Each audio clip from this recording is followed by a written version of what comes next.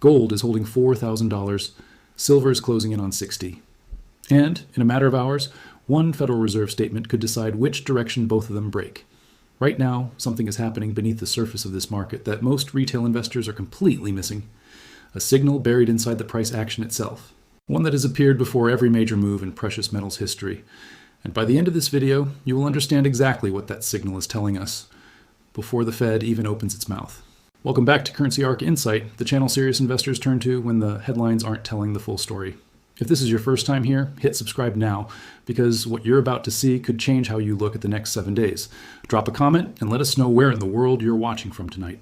Right now, gold is sitting above $4,000 an ounce, and on paper, that should not be happening. For more than a year, interest rates have stayed elevated.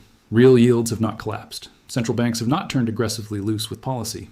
Financial conditions remain far from what anyone would call easy.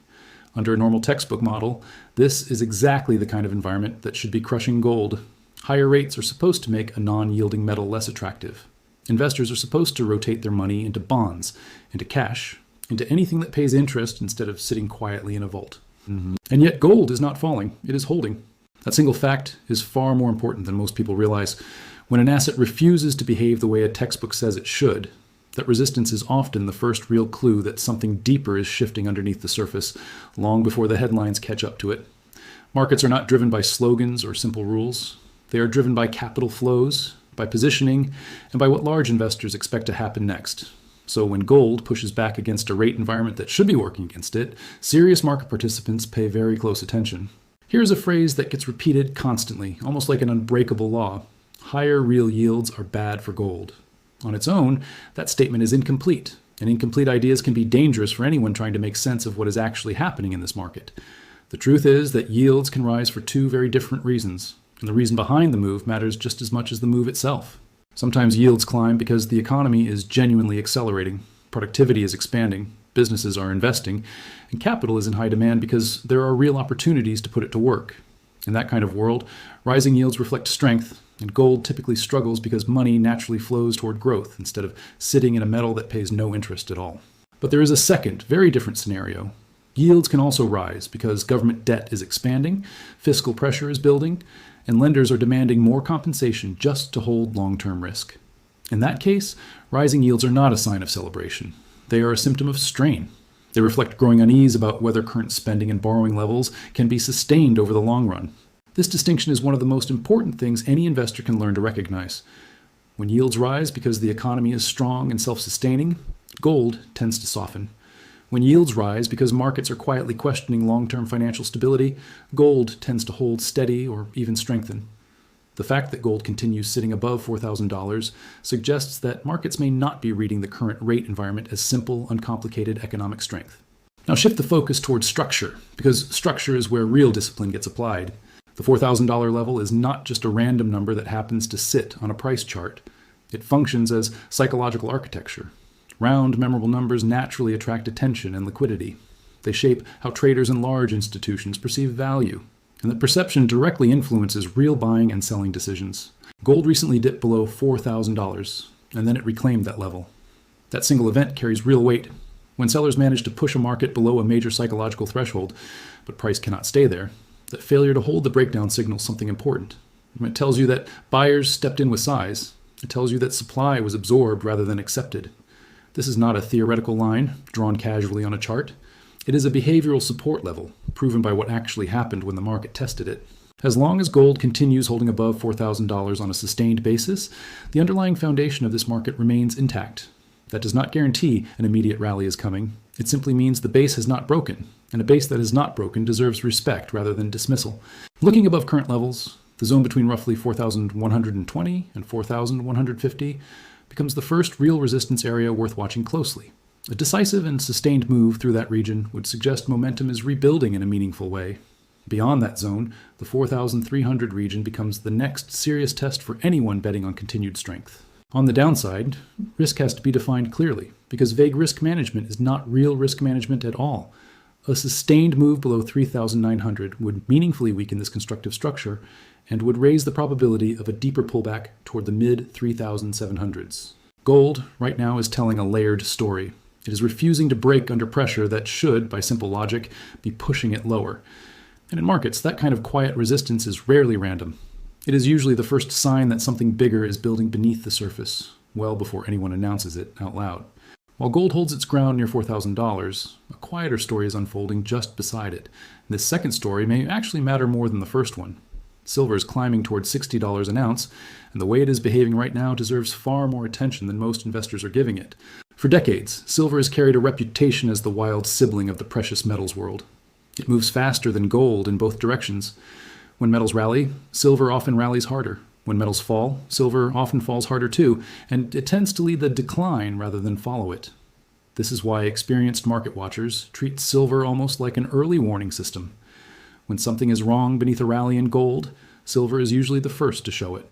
That is exactly why what is happening right now stands out. Silver is not lagging, it is not weakening, it is not quietly diverging from gold the way it often does before a larger correction takes hold. Instead, it is holding firm above the $55 level, moving in step with gold rather than pulling away from it. In market terms, this kind of alignment between gold and silver is called confirmation, and confirmation is one of the most valuable signals a market can offer. Here is why that distinction matters so much. A rally in gold alone can sometimes be driven by a narrow group of buyers, such as central banks or large institutional funds, moving money for very specific reasons. That kind of narrow rally can look convincing on the surface, but it often lacks the broader support needed to keep climbing. Silver tells a different story because silver draws demand from a wider and more diverse set of sources. Silver is not simply a monetary metal sitting quietly in vaults. It carries a second identity that gold does not share. It is also an industrial metal deeply tied to manufacturing, electronics, and the ongoing expansion of solar energy and electric infrastructure around the world. Factories need silver, technology manufacturers need silver. The global push toward electrification and renewable energy is steadily increasing industrial demand for silver year after year. This dual identity is what makes silver's current strength so meaningful. When silver rises purely because of monetary factors, such as investors seeking safety or a hedge against currency weakness, that move can fade quickly once sentiment shifts. But when monetary demand and industrial demand rise together at the same time, history shows that silver has produced some of its strongest and most sustained moves.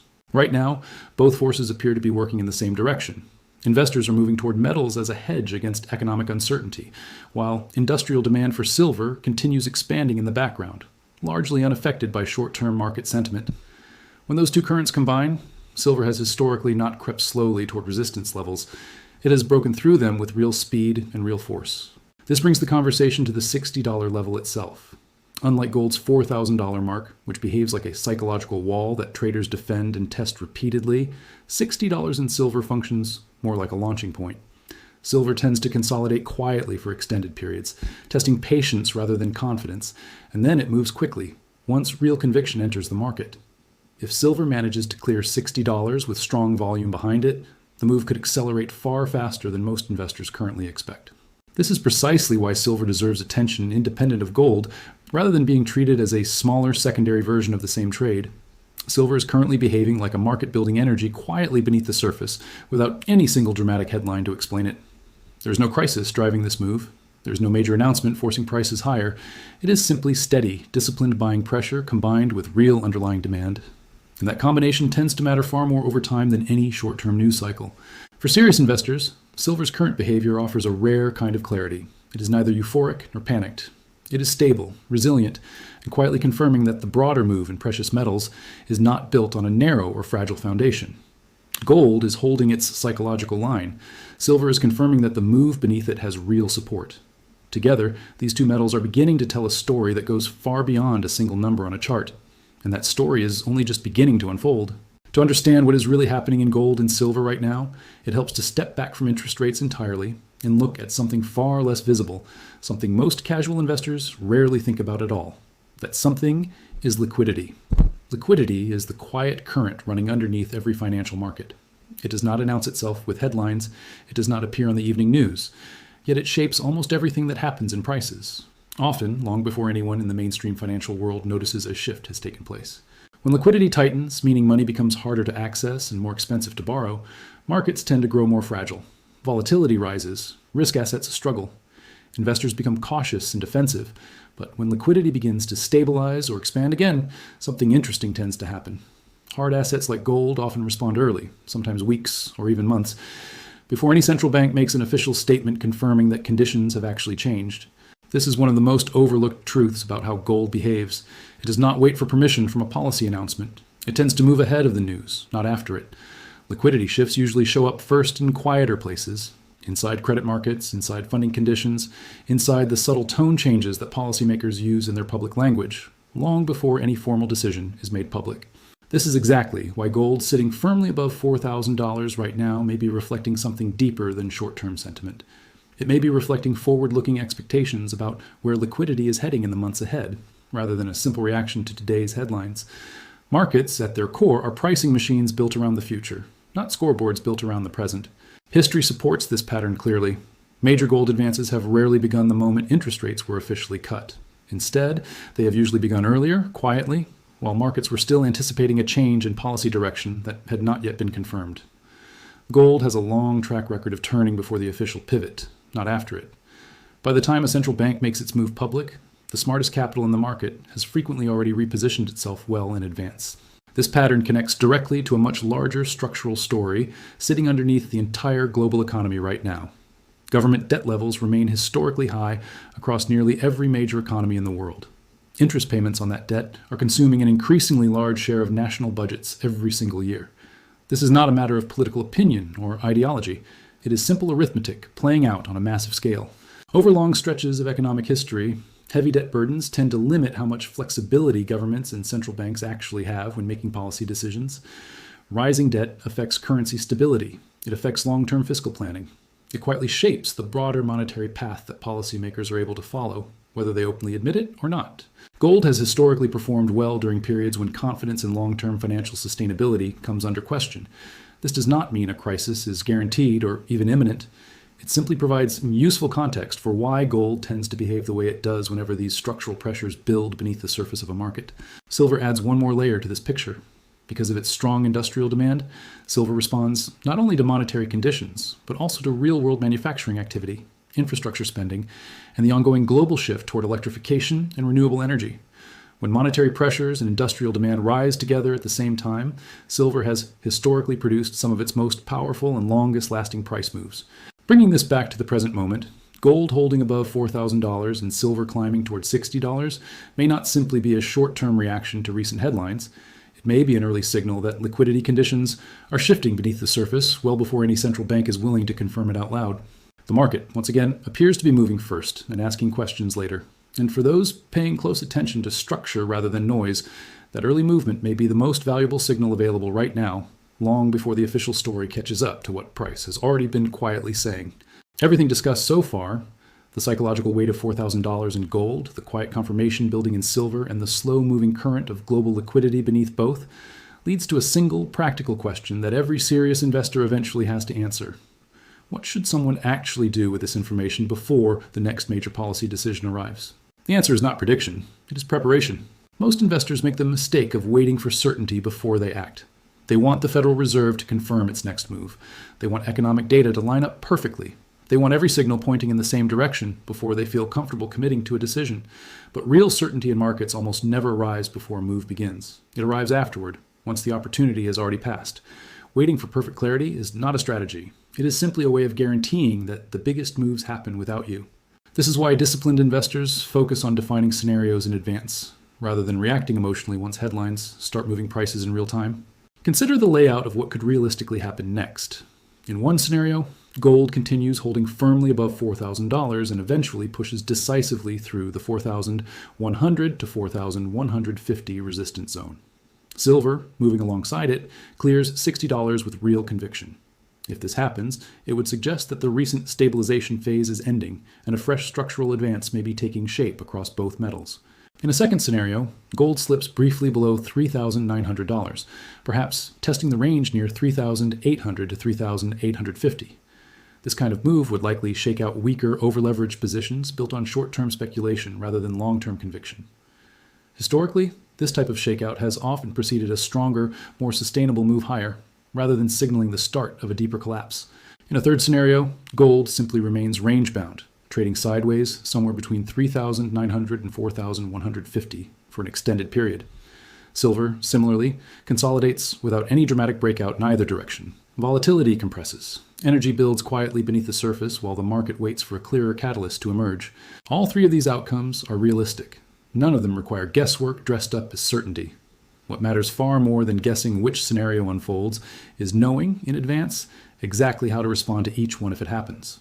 This is where the upcoming Federal Reserve meeting becomes especially important, not because it will single-handedly determine the future of gold and silver, but because it concentrates enormous market attention into a very short window of time. Investors will not simply be listening for a single interest rate decision. They will be listening closely to tone, to subtle shifts in language, and to how policymakers describe inflation, growth, and long-term risk. A single change in wording can move metals sharply within minutes, even when nothing about the deeper structural picture has actually changed overnight. This is precisely why separating short-term, event-driven volatility from long-term structural positioning matters so much right now. A sharp move immediately following the announcement does not automatically undo everything discussed throughout this analysis. Gold holding above $4,000 and silver holding above $55 were both built over weeks of sustained behavior, not over a single afternoon of headline reaction. If the tone from this meeting leans toward acknowledging slower growth or easing financial conditions, that would align closely with the idea that current yields reflect underlying strain rather than genuine economic strength, a dynamic that has historically supported both gold and silver. If the tone instead leans firmer than expected, with policymakers emphasizing persistent inflation concerns, that could trigger a sharper short-term pullback, testing the lower levels already outlined in both metals. Either way, the responsible approach remains exactly the same. Know the key levels before the announcement happens, not after. Know exactly what would genuinely invalidate the broader structural thesis, and know what would simply be short-term noise that changes nothing meaningful in the bigger picture. Reacting emotionally to a single headline in either direction is precisely the kind of behavior that disciplined positioning is designed to protect against. Gold is holding, silver is confirming, liquidity is quietly shifting beneath the surface, well ahead of any official confirmation. And now, the market stands at the edge of a moment where words spoken in a single press conference could decide which direction this entire structure finally breaks. The warning was never really about the Federal Reserve itself. It was about what Price has already been saying, quietly and consistently, for weeks, to anyone disciplined enough to listen before the headlines caught up.